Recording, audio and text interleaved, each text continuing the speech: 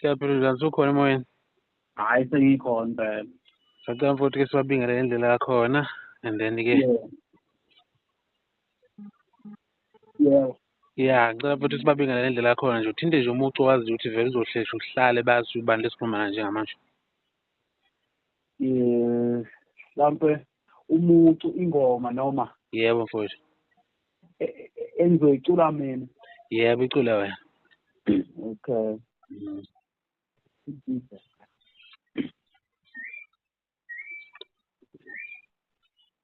Uwe ngomuntu ungabe yangiseke emhlabeni.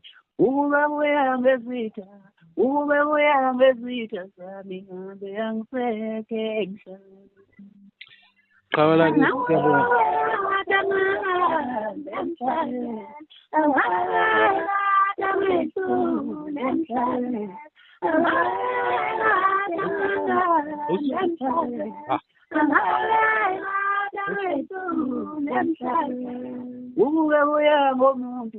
Uwe ngomuntu ungabe yangiseke emhlabeni. Uwe ngezitha zami ngabe yangiseke emhlabeni.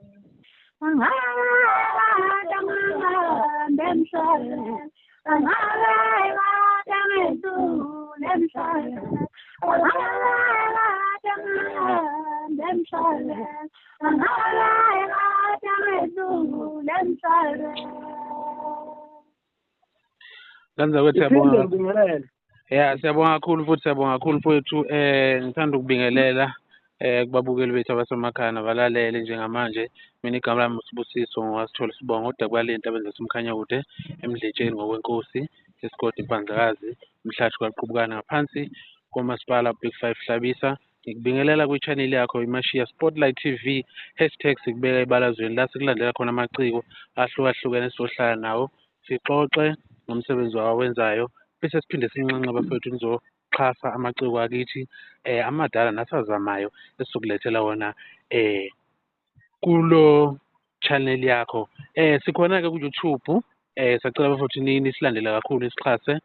Sikhona ku-YouTube nipresse nje subscribe hit notification bell ukuze u-YouTube ezokunotify ukuthi sekukhona ivideo sikhona. Sikhona futhi Facebook siku-18,000 followers Mashiya Spotlight TV. Sikhona ku-TikTok siku-43,000. Siyabonga nje nane-support kwasebesifollowing. Mfowethu asingene kuyona.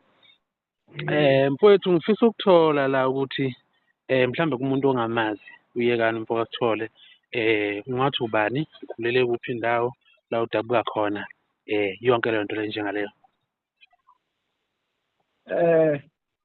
Ngiphinde ngizobingelela bonke ababukeli bafowethu kahle la ngiqhamuka khona ngiqhamuka eMvoti kaMaphumulo la ngidabuka khona. Yebo. Ngiqhamuka nje lapho nguyikani ngokaSithole la ngiqhamuka nje ngakhona ngiqhamuka endaweni yaselilanga. Yebo. Siyabonga mfowethu indawo yamaqhawe leyo anomlando kakhulu endimeni yomculo kamaskandi esingabala ke obabhenguza izithulu babukhansela omjikitshelwa zonke lezo nsizwa lezo. Ya mfowethu mhlambe ke ngifisa nje ukuthola ukuthi usufikile ke endimeni yomculo kamaskandi ufika nini ngoba kungenzeka ukuthi mhlambe sikubona ey'nkundleni zokuxhumana njengamanje kanti mhlambe kade wayiqala lento. Ngifisa nje siphe abantu i-background ukuthi ungena kanjani emculweni kamaskandi. Kahle lento le ngiqale ngoba khona umfowethu oculayo naye wasekhaya wakuyithi impela silamana naye uzalwa uMamuthi nobaba oyedwa uvikani igama lakhe. Ngiqale wahamba nakwayokhipha wangifishalisha-ke ngangena engomeni yakhe-ke nami ngoba nawe ngithatha ngoba ebona ukuthi lento le ikhona ngiyayithanda lento le. Okay mhlambe bekuyimuphi lo nyaka lo oyoqala nje ukusebenza nomfowenu? 2020. Yeah. Akusiyo into endala kakhulu. Yeah. Okay mfowethu Mhlawumbe ngifuna ukubheka lokhu ngoba ngizokhuluma ngento engiyibona ey'nkundleni zokuxhumana ikakhulukazi ku-TikTok. Uthe uma buvela ucula bathi abantu hawu nali ibhova. Ngifisa ukuthola nje mhlambe emculweni kaMaskandi wakho esikhathi esiphambilini ungangeni umuphi umculi owawuthi le uyi-role model yami engangenza nami ngikwazi ukubona ukuthi ithalente enginalo emculweni kaMaskandi. Umgomeni kahle kahle uma ngizokhuluma nje iqiniso nabo-ke omtshengiseni umfowacwenza nabo ingoma zabo ngangiyithanda ngiyicula abafowethu ngangibathanda nje impela nje bonke labo. Uthini kumuzwa wakho uma usuzwa abantu uma ucula bethi wena ushaya impela njengomuntu lo uthi wena we-role model wakho uthini nje umuzwa wakho uma uzwa abantu bekhuluma kanjalo? Khona ngengijabule ngizokujabula kakhulu ngoba futhi ngisuke ngibona ukuthi futhi lento engenza bayizwe abantu kuba khona ukujabula impela phakathi kwami lokho ukuthi hhayi kusho ukuthi lento engisuke ngiyenza kusuke kuyiyona kahle kahle ngoba ngesikhathi wenza into wena usuke ungazi ukuthi izofika kanjani kubantu kodwa uma bencoma abantu uthola ukujabula nawe ukuthi hayi cha ngaze ngajabula futhi lento engiyenzayo ikhona. Yeah. Siyabonga kakhulu mfowethu ukuzwa lokho. Mhlambe ngifisa ukuthola ukuthi i-project nje usanda kuyenza noma i-album kusho ukuthi ubuqala ngale osanda kuyikhipha esikhona njengamanje ey'nkundleni. Yebo bengiqala nje. Uyimele nje ungiyekani Sithole? Yebo ngiyekani Sithole. Umculo kaMaskandi mfowethu uney'ngqinamba enzima kakhulu. Usukwazi ukuthi ungene e-studio urecord. Yini ama-challenges noma iy'ngqinamba obona ukuthi kunzima uma uyiqala le nto? Eyi khona uma ngabe nje ngizokhuluma nje ngizochaza nje kanjena uyabona kwesinye isikhathi emculweni kunzima kakhulu ngoba ungathi mhlampe uthi uyakhipha iy'ngoma zakho abantu mhlampe beyithande ngapha nangapha utholakala ukuthi umcimbi awutholi ukuthi mhlampe uqasheke into engiyifisayo nengiyicelayo siyacela kakhulu ukuthi ngoba sesiphethe ukusenzela umsebenzi lo esisenzile siyacela ukuthi siqasheke nathi siyibone nathi sesabantu igama lethu abahleli bomcimbi sebelibizile nathi. Okay mfowethu abaculi kaMaskandi baningi kakhulu endimeni baningi mhlawumbe ngizofisa ukwazi ukuthi yini le singathi uma ngabe sibiza abantu noma ozoyikhandela bona njengoyekani njengokubona ukuthi insizwa etholakala kakhulu lapha ku-TikTok uyikhandela abantu bakho abazolandela le nto osuyiqalile yini lo ngathi uhluke ngayo kwabanye abaculi obathola bekhona endimeni yomculo kaMaskandi? Engathi nje uhluke nje wena ngayo uthi wena njengoyekani wakwaSithole hhayi omunye umfana ngeke eme ngale nto mina nje ngiyekani ngiyazethemba ukuthi ngihluke ngo-1 no 2 no 3. Kahle kahle uma ngizokhuluma nje iqiniso kwesinye isikhathi uma ngabe ekwenza into kufunakale uyithembe unganyezi. Kodwa into ekufunana ukuthi uyenze akufunakali ukuthi wena uthi ngifuna ukwenza into ngifuna ukusula abantu. Ufuna ukuthi into uyenze wena njengokuthi le nto lena ngiyayithanda isuka kumina ngaphakathi kumina hhayi ngoba ngisuke ngifuna ukuthi ngenze into ngoba ngifuna ukusula ubani. Ngifisa nje ukuthola ukuthi nje umsebenzi wakho usuwukhiphile izinto nje ey'mbili ey'ntathu obona ukuthi lezi uma ngathiwa ngiyi-achieve-ile ngingasho ngithi ayisongudwebile umugqa kaMaskandi nami sekukhona mhlawumbe umuntu engaqhamuka emva kwami ethi ngifuna ukubukela kuyekani.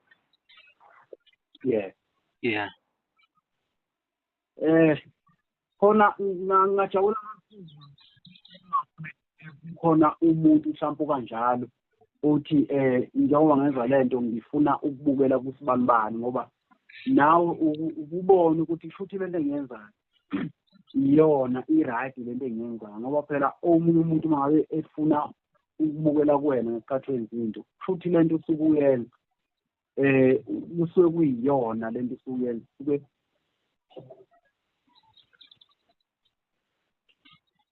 Yeah, but noma abantu bengithuka ngisuke ngumuntu ongenankinga futhi ngingenankinga futhi ngoba abanye bangithukiswa ukuthi abanye bafisa ukufana nami, bafuna ukufana nami abanye.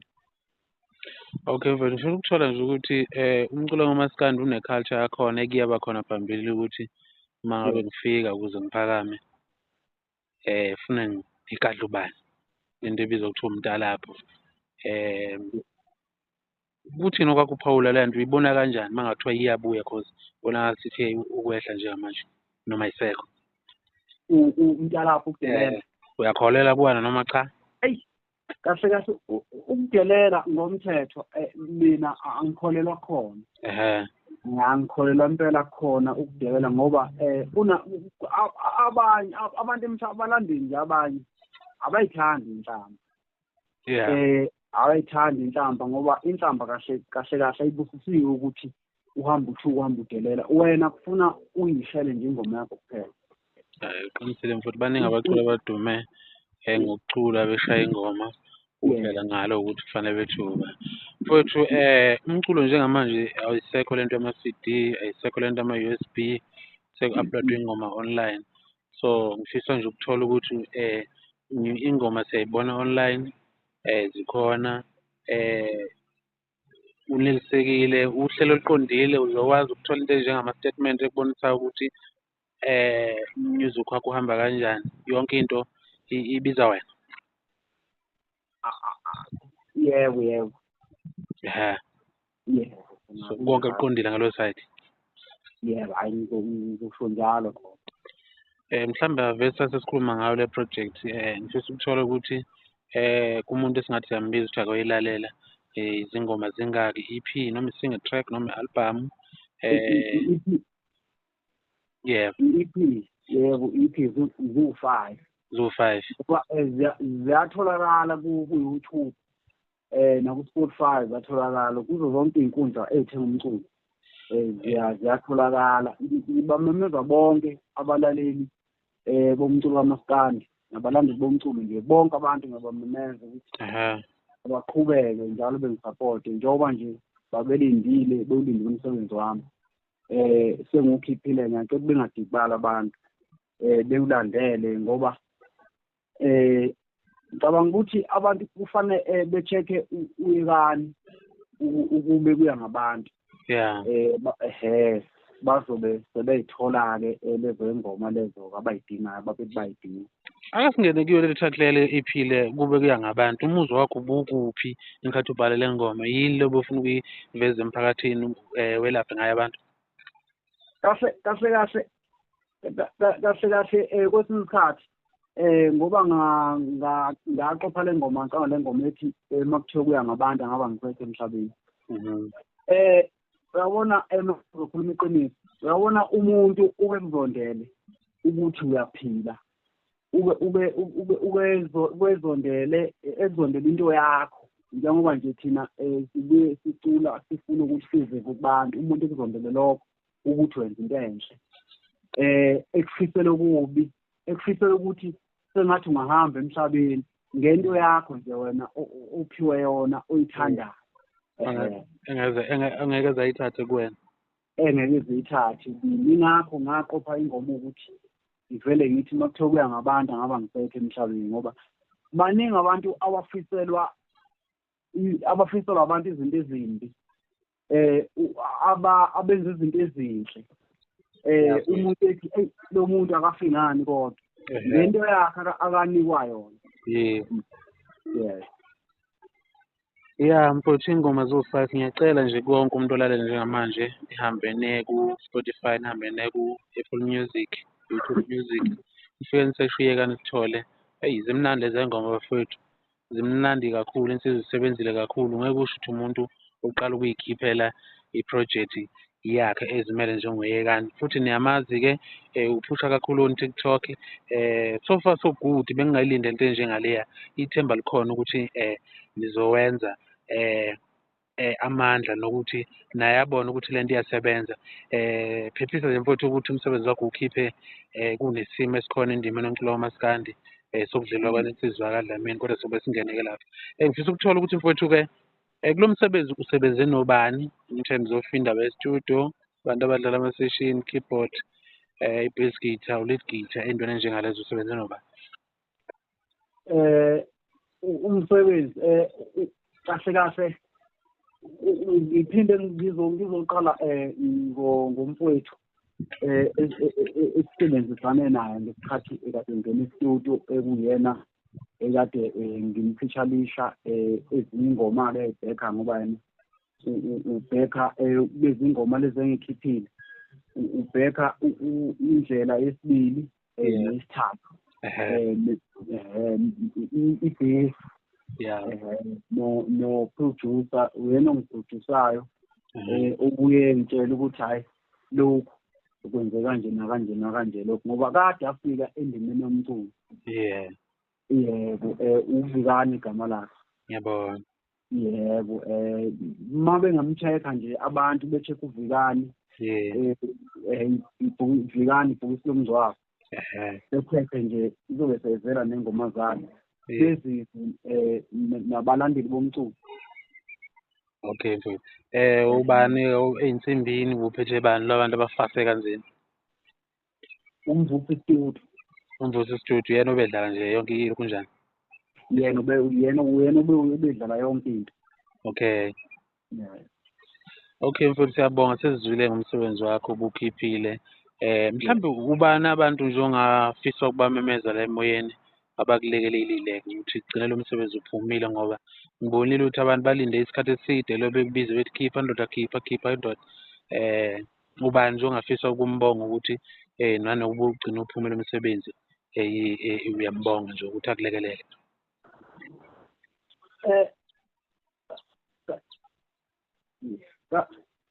Kahle kahle ngiphinde ngizobonga ngizoqala ngoManikiniki. uManikiniki uyena owangithatha wangibeka ukuthi ngize ngifike e-studio. Ngoba uManikiniki wafonela uMpetuleni. uMpetuleni wafonela uVikani. uVikani wasexhumana nami umfowethu ukuthi efuna umvusi Studio. Yes. Okay mfowethu. Umvusi Studio ngisebenzise mahhala akukho engakukhiphayo. Okay. Siyabonga kakhulu leyo nsizwa, ngiyayazi leyo nsizwa leyo mvusi. Siyabonga kakhulu ukuthi ukwazi ukuthi yenze imizamo ukuthi ikurekhode uvezele abantu into ade sebeyifuna isikhathi eside kangaka. Umsebenzi wakho mfowethu muhle kakhulu, ngiyakukhuthaza. Qhubeka ungami, uyimisele. Bazokunikeza inhliziyo zakho zabo amabhinqa, uyibone na ukuthi into yakhe yakusebenzela. Mfowethu, ngifisa nje-ke amazwi azoqhamuka kuwena njengoba ngike ngasho ngathi mfowethu umsebenzi wakho usuke waphuma kabi endimeni kunefu elimnyama elehlile emhlabeni kwensizwa kaDlamini emsinga emachumeni, uSicebi Inkosi Amagcokama kanye nensizwa leMgedala uGutha Wamcunu. Amazwi nje enduduzo noma ongakusho nje ngalokho?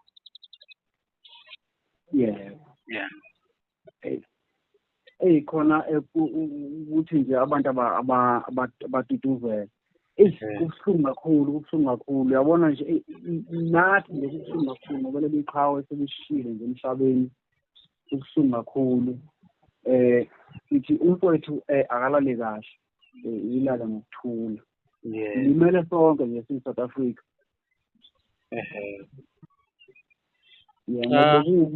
Bekuwumuntu ophilayo loya okade esey'nhlizweni zabantu. Futhi noma umfuna uthi ufuna i-featuring, lowa muntu lo ubengayiceli, ubengayithwali, ubungeke usho ukuthi ube sezingeni eliphezulu kangaka. Ubebazi abanye abantu lowa muntu lwana ukuthi babantu, ubebazi.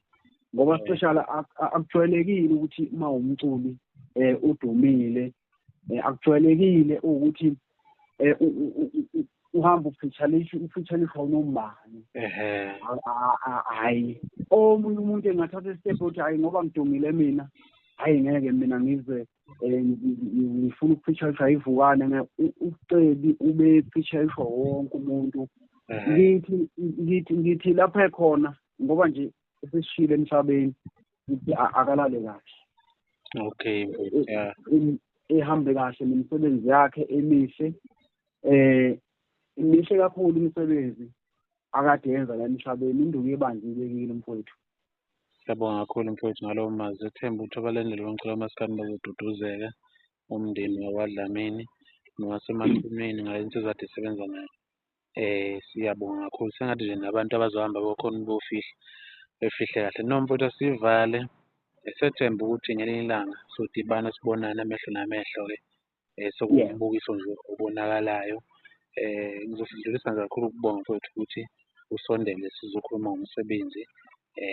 Nami yona ndlela engiyinikela ngayo ukuthi sikwazi ukuqishisana. Umsebenzi ukwazi ukufika kubantu.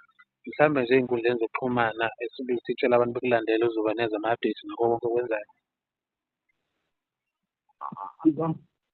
Ngisho nje ey'nkundleni zokuxhumana la utholakala khona. Utholakala njengobani? Facebook, TikTok. Ngitholakala nje ngoyikanje igama lami ngathi ngingashintshi ngoba abantu bangaze ngalo vele nguye kanje ngoba into engicelayo ngiphinde futhi ngibanxuse ngibamemeze ukuthi ingoma zami ziphumile aba-check-e uyikani kube kuya ngabantu lapho bazobe sebevele iy'ngoma zami-ke lapho sebey'bonayo ukuthi ngicela ukuthi beqhubeke njalo bengisapothe. Hlobo abantwana Msonga Insimbi abeke ekhanda siyabonga mfowethu ithuba esinikeze lona. Ngicela sivalo kamanje sokuxhumana ngelinye ilanga noma ngabe yini kukhona okufuna ukudlulisa abantu kule platform le Mashiya Spotlight TV.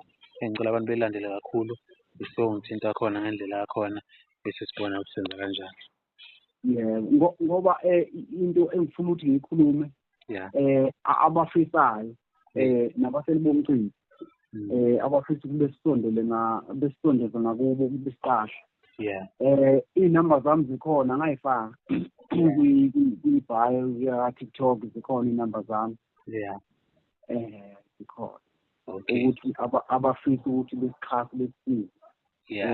Ngiyatholakala nje khona noma mhlampe ngayibizani. Ungayibiza mfethu?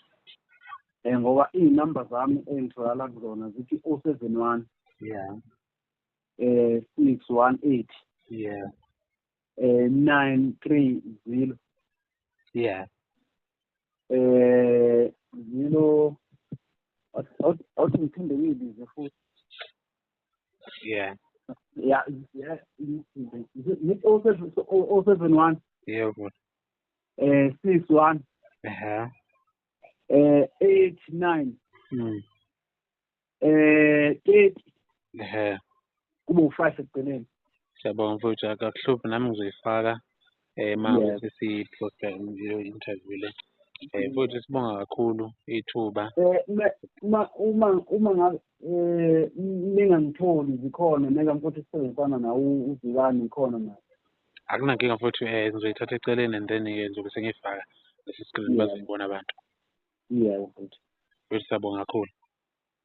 Siyabonga. Danko.